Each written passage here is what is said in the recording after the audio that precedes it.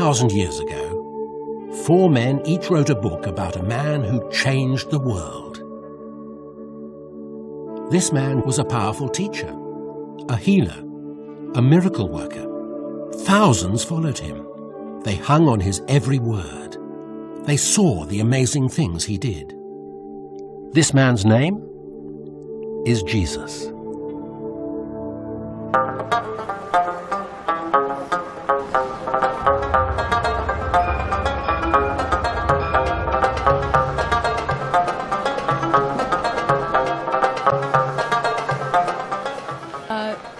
So, do you think we can trust what the Bible says about Jesus? No. I've heard the Bible's been changed, that it's been altered in some way. There's some good information there, but can we trust it? I don't think we can be sure. I haven't really looked into it, so I can't be certain. I haven't read it, but I want to read it. What do you think? Can we trust what the Bible says about Jesus? Jesus and the Bible. That's a hard question.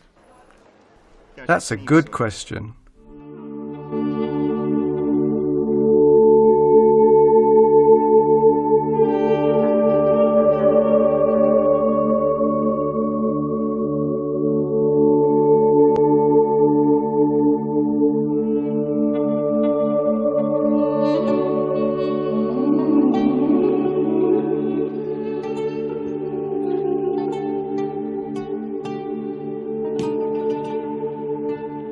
If you open a Bible, what do you find? Books within a book, history books, poetry, intriguing prophecies, revolutionary teaching.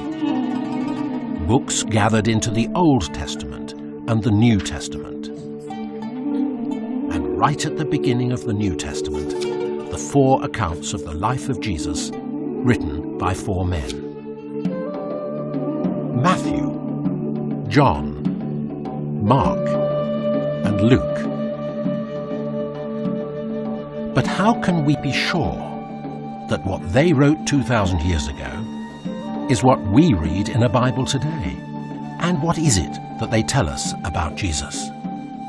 We have a number of accounts of the birth, the life, the suffering, the death, and the resurrection of Jesus in the 4 stories of Jesus' life, Matthew, Mark, Luke, and John. He was born in Bethlehem. We find also that he was, with his family at an early age, a refugee in Egypt, and the Egyptian people still remember that and honor it. The family finally settled in northern Palestine, in a dusty hillside town called Nazareth, not far from the Sea of Galilee.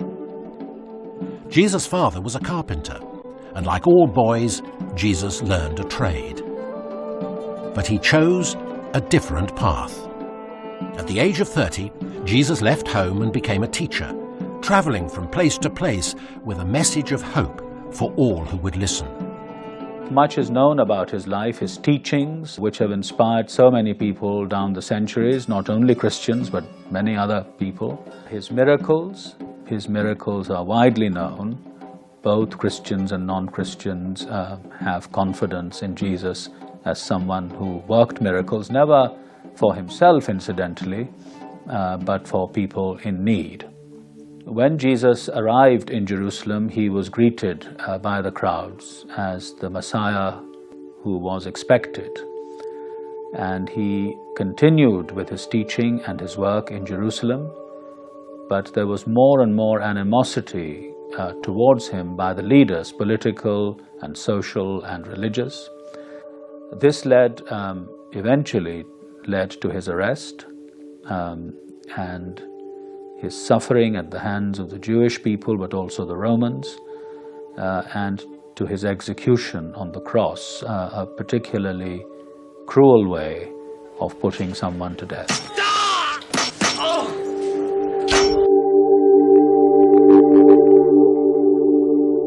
Jesus' death was not the end of the story.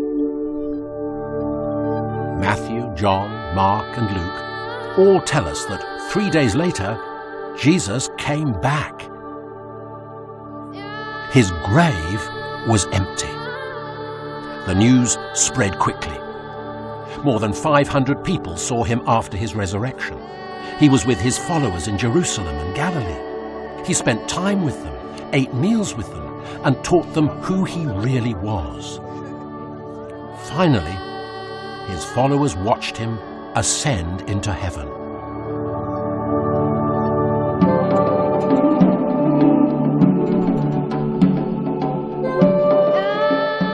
What happened next was equally remarkable. The number of Jesus' followers increased rapidly. Only a few months after his resurrection, we know that there were as many as 5,000 men, plus women and children. Many of these people had gathered in Jerusalem from Rome, Greece, Turkey, North Africa, and the Middle East. And when these first Christians returned home with their new faith, the numbers increased again. Churches sprang up all around the Mediterranean, congregations of believers from many different nations. Well, initially, the church began as a small movement centered around Jesus himself with his disciples working in first century Palestine. But then very quickly it grew into the west with the missions, particularly of the Apostle Paul, who went into modern day Turkey and then even further west. And it also expanded into the south, into Egypt, and we know less about this, but also into the east. So certainly we have records from the 3rd century which talk about the expansion of Christianity into India. Communication was essential to the first Christians, and the excellent infrastructure of the Roman Empire made it easy for them. The ancient world was very well equipped for travel, particularly where its roads were concerned. Right up until the modern period, its roads were unequaled in quality. They were paved, they were wide, they were suitable for carriages and horses as well as travelers on foot. Catching a boat from Jerusalem, from Caesarea, the port, to Rome, in that route might take 40 days, something like that, with good winds.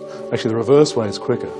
Prevailing winds are better from the west. So that's often 2 weeks, 3 weeks to come back from Rome. If you wanted to communicate with someone on the other side of the Roman Empire, you would send a trusted envoy to carry the letter for you. Someone would write with a stylus on a piece of papyrus, write the address on the back of the little roll of papyrus and send it off with a trusted envoy who could then deliver it to the church which was going to receive it. The early churches of the 1st century were not isolated communities. We know that messages of encouragement, letters of instruction, information and news passed back and forth. 37 AD, Emperor Tiberius died, and news reached Jerusalem within 5 weeks of his death. So that's a mark of how quick things could travel. Christians were quick to take advantage of new technology. Indeed, the story of the Bible is the story of technological progress, because at first there were papyrus scrolls that had to be rolled up and were rather bulky to carry around. Then there were little notebooks that people had put together, and the virtue in them was that the papyrus could be written on both sides. And then there were the parchment codices that were even more convenient, and then printing. Late in the 15th century, a man named Gutenberg invents the printing press. We begin the process of having printed books. In the earliest printing, things aren't mass-produced. Erasmus's Greek New Testament, we know, sold 3,300 copies, the first ever published Greek New Testament. So that would be a very good print on 3,000. But in the 18th century, early 1710 or so on, there is a printing press. We know it produced 3 million copies of the Scripture. The Bible is the world's best-selling book.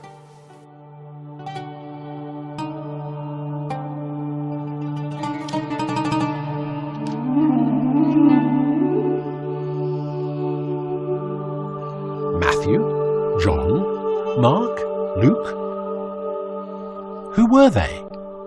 Why should we trust them? Matthew and John were close friends of Jesus. Matthew was an educated man, good with numbers, a tax collector for the Roman rulers. John was a fisherman, with influential friends in Jerusalem. Mark and Luke were among the first Christians. Mark was an interpreter for Peter, one of Jesus' closest friends, who went to Cyprus and Rome to tell others about Jesus. Luke was a doctor who travelled with some of the first Christians through Turkey and into Europe with the same message.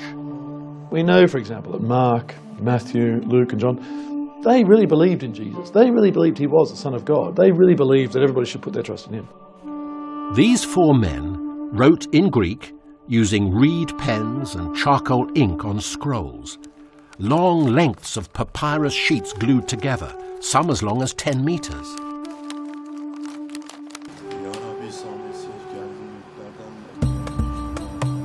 Papyrus grows in the marshlands of Egypt, a tall reed up to 3 meters in length with a sticky white pith.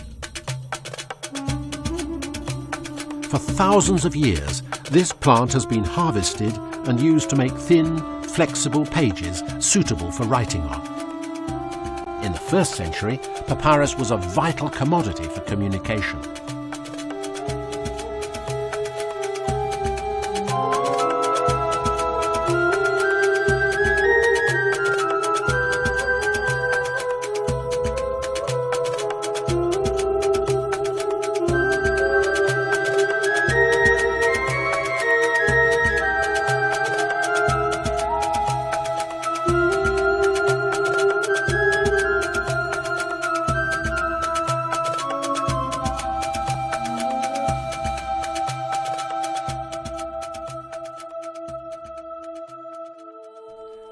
Rolls of papyrus were not the only form of writing material available to 1st century scribes. Notebooks, individual sheets of papyrus sewn or glued together, were an innovation. In early Christianity, you get a transition between the roll and the book, and almost all of our early Christian material is in a book form, whereas the secular literary texts, the classics, the Homer, Euripides, Demosthenes, these sort of texts remain on rolls until the 3rd, 4th century. And when people first started making books, they simply took a roll, chopped it up again, and created a book by putting all the sheets in one and then folding it. So it's a book form. Notebooks were cheaper to produce, easier to carry and read, simpler to copy. Like other important manuscripts, the accounts of Jesus' life by Matthew and John, Mark and Luke were copied and passed on to the churches. In the right conditions, these papyrus documents could still be read a century after they were written. In the dry deserts of Egypt, some of this material has survived, and we can read it today. The New Testament on papyrus is extant in large numbers. We have around 100, the list goes up to 122, that's the latest list of early material on papyrus, reflecting portions at least of the New Testament writings. Some of those we do have complete books of John, complete books of Luke and John together. We have a manuscript with Matthew, Mark, Luke, John and the book of Acts. And the oldest document we have is old enough to have been copied from an original manuscript. An extremely significant portion of John's account is on show in a museum in Manchester, in the north of England. I'm standing in front of the famous fragment of St. John's Gospel, which is probably the earliest surviving piece of a New Testament in the world. It dates from the early 2nd century AD, so we're talking about a date of around 125, give or take 20 years.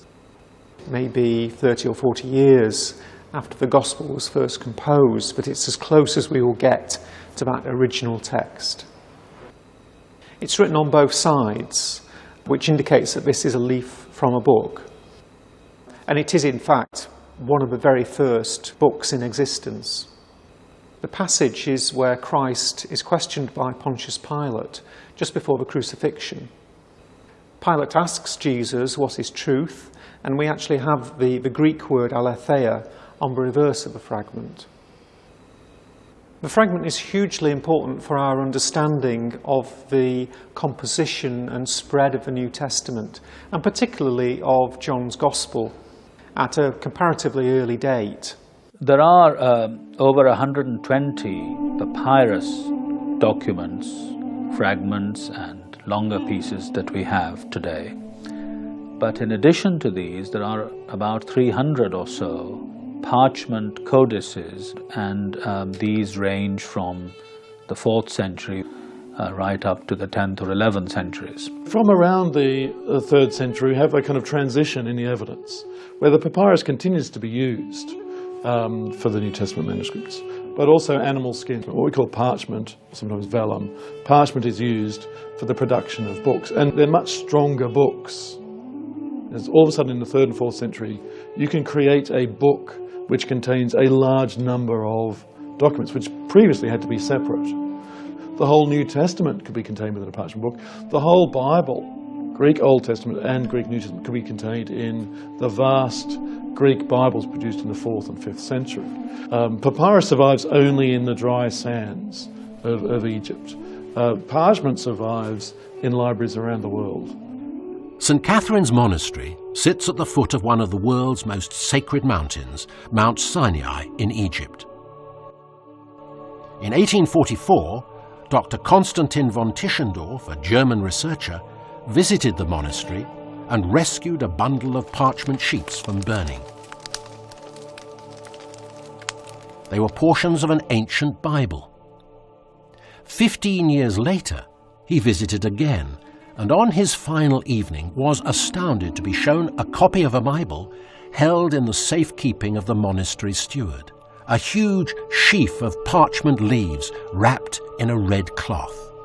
Now known as the Codex Sinaiticus, this great book was an immensely significant piece of evidence for the reliability of the New Testament accounts of Jesus. Tischendorf persuaded the monastery to part with this precious possession, and he carried it to Russia for copying and publishing. In 1933, the Russian government sold the manuscript to Britain. Now it is housed in the British Library in London.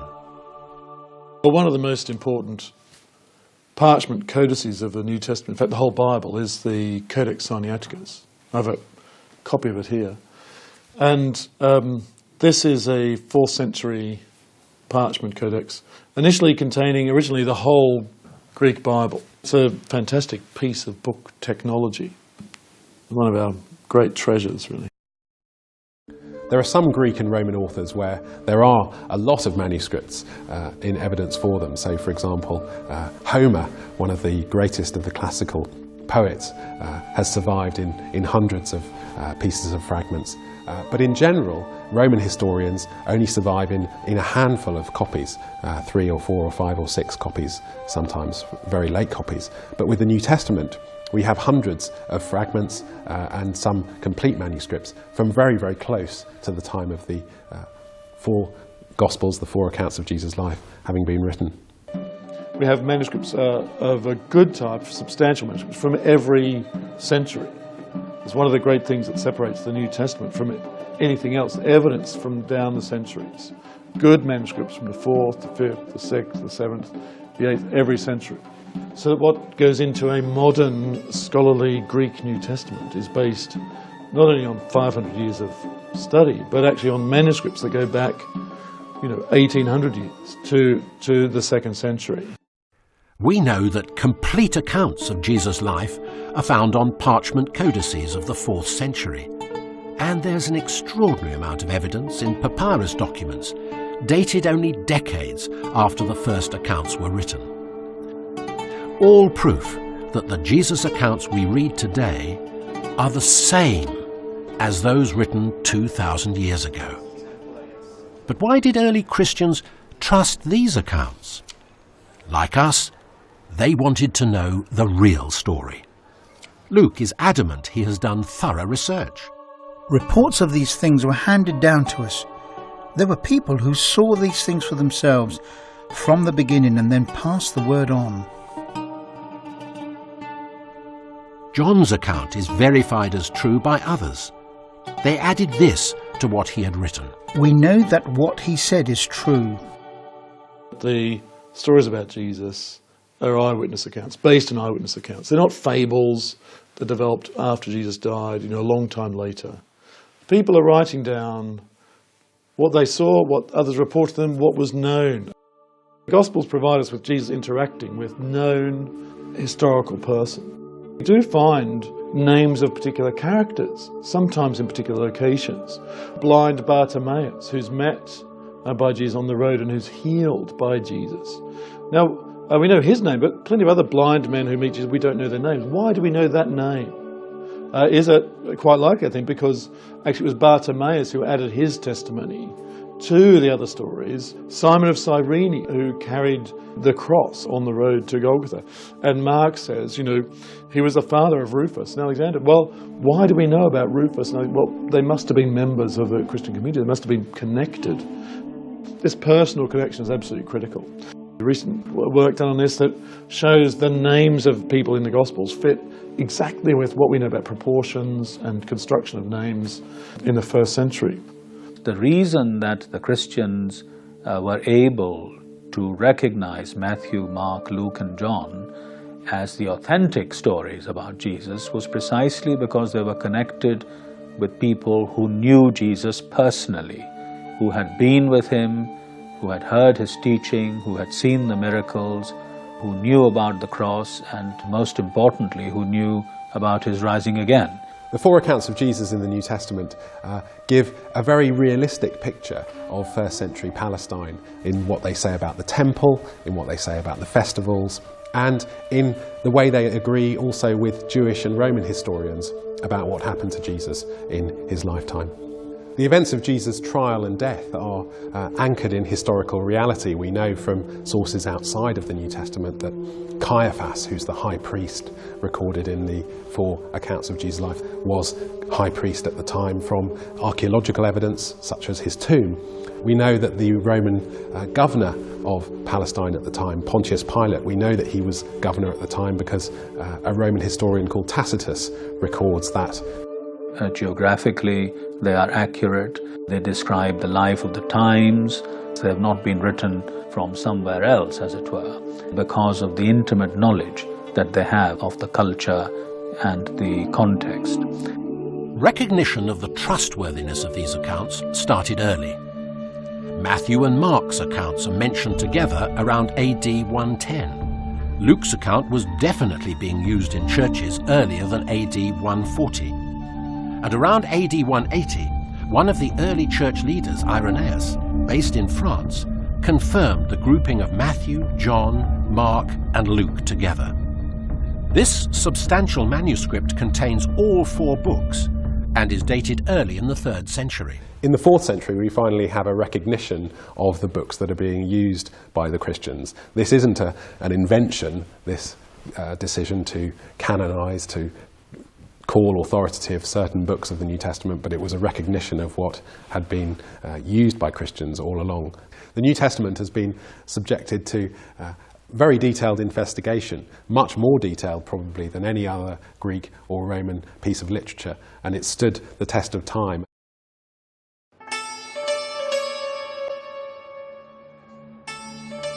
The evidence for the reliability of these four Jesus accounts, based on the early New Testament manuscripts we have found, is very strong. But there are many other ancient documents which provide even more evidence. It's true that there are other fields of our knowledge of the New Testament, that is, early church writers, Christian leaders in different cities throughout the Roman Empire, from the 2nd century, 3rd, 4th century, who were themselves scholars of the Bible and the New Testament, and who quoted vast numbers. Augustine, writing at the end of the 4th century, uses a staggering 29,000 quotations from the New Testament. From the Jesus accounts alone, Eusebius uses over 3,200 references. Origen, more than 9,000. Tertullian, nearly 4,000 quotes. Clement, 1,100. Justin Martyr, one of the earliest church leaders, uses over 260 quotes.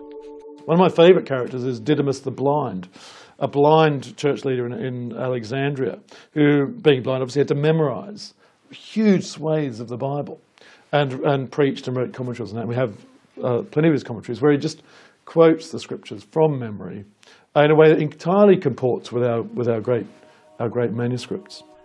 We have an incredible 31,000 quotes from the New Testament written by early church leaders no later than 260 AD.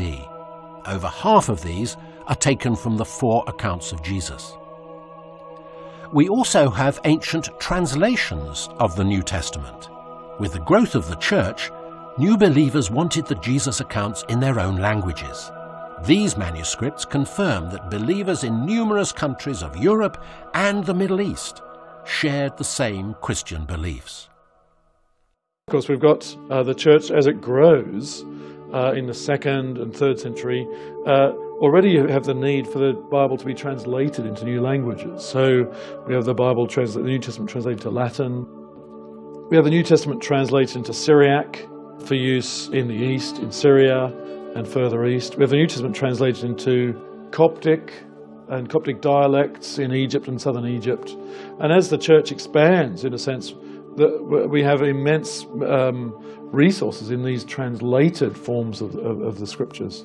And that goes on and on throughout history. Even today, the Bible is being translated to more languages. One of the big changes in the last 100 years has been the explosion of translations of the Bible into hundreds of different languages, and not only in written form, but we can also get the Bible now on CD, in recorded form, and also on the internet as well.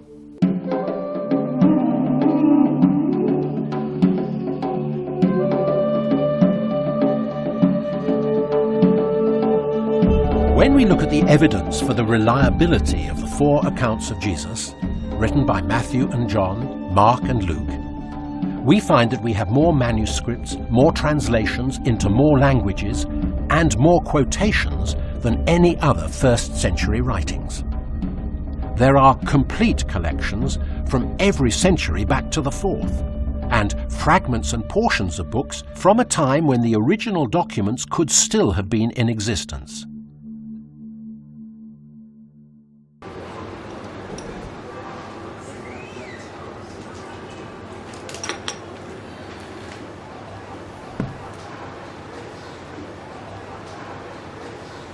When we ask a simple question, the accounts of Jesus, written 2,000 years ago by Matthew and John, his close friends, and by Mark and Luke, his first followers, are they the same as those we read in the New Testament today? We can be confident they are.